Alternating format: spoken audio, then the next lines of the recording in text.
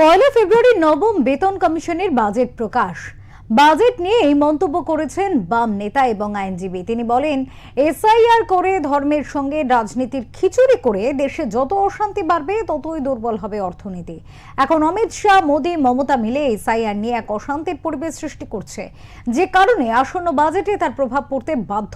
ইতিমধ্যে শুধু বিদেশি কোম্পানি নয়, দেশীয় শিল্পপতিরা ভারতে বিনিয়োগ করতে পিছিয়ে আসছে। যে অর্থনৈতিক নীতি দেশে চালাচ্ছে এবং যে অর্থনৈতিক নীতিকে এই রাজ্য সরকার অনুসরণ করছে, তার অব্যর্থ পরিণতি হচ্ছে বেকার বাড়বে, শিক্ষিত সম্প্রদায় ক্রমশ বেকার হবে এবং শিক্ষার সুযোগ কমবে।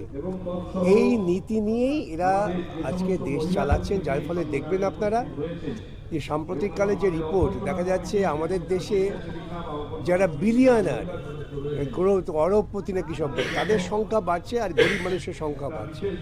এই যে অর্থনৈতিক বৈষম্য, এই বৈষম্যের ফলেই অবধারিতভাবে এই ঘটনায়